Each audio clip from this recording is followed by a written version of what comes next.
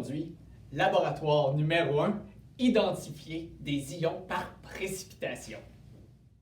Lorsqu'on dissout certaines substances comme les acides, les bases et les sels, elles interagissent avec l'eau et se dissocient pour former des ions. NaCl solide dans l'eau forme l'ion Na+, et le Cl-.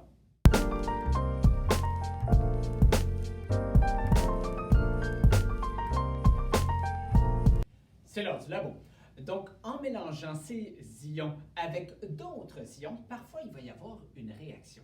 Et la réaction va former un précipité. Ça fait des motons. Au labo, sécurité.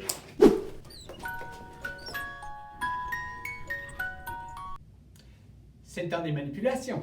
Donc, dans une plaque à godet, on va mettre deux substances qu'on connaît, c'est-à-dire le NaOH, une petite colonne, il y a 4 godets là. Bon, ça c'est sale. Ça réagit avec autre chose. Cochonnerie. Lavez-moi ça, technicienne! Viens faire mon lavage! Ah! Merci. Prise 2. Donc la colonne de NaOH.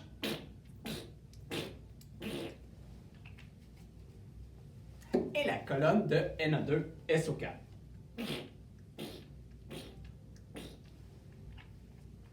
On les fait réagir avec des substances qu'on connaît, comme ici, le CuNO3, donc le nitrate de cuivre, qui va nous donner des ions de cuivre. Si on le mélange avec le NaOH, ça fait des motons. Et si on le mélange avec le Na2SO4, ça fait pas de motons. Il nous reste à faire réagir avec les autres ions, donc des ions de magnésium, des ions de fer, ainsi que des ions de calcium. Maintenant, on passe à la table de résultats. Voici donc nos deux solutions de départ avant qu'on y insère autre chose. Donc, la solution de NaOH et la solution de Na2SO4. On voit que c'est deux liquides transparents.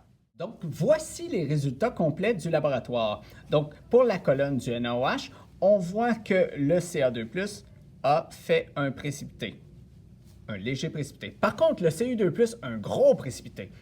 Un gros précipité pour le Fe3+, et un léger précipité ici. Donc, tous les résultats sont positifs. Si on regarde pour ce qui est du Na2SO4, précipité avec le Ca2+, mais tous les autres, il n'y a pas de précipité. Il y a eu de la couleur, il y a eu quelque chose, mais le résultat qu'on cherche, c'est précipité, oui, non. Tu peux remplir ton tableau de résultats. Maintenant, on va vérifier si les résultats pratiques vont de pair avec les résultats théoriques. On a ici un tableau, je vais te montrer comment ça fonctionne. Dans le NaOH, on a présence d'ions OH-. Ici, on a les ions qu'on s'est servi pour identifier. Si on voit l'ion OH- avec le magnésium, on a un résultat positif. Et c'est ce qu'on avait, un résultat positif. Calcium, positif. Cuivre, positif. Et Fe3+, positif également. Donc ici, la théorie concorde avec la pratique. Tu vas trouver ce tableau à la page 118. Voici les résultats de la solution inconnue que tu pourras mettre dans ton tableau. Si on remarque, les tests sont peut-être positifs, mais ils ne sont pas nécessairement pareils comme l'autre. Donc, le Ca+2, il y a un précipité. Le Cu, précipité. Le fer, c'est léger, mais c'est là! Wow!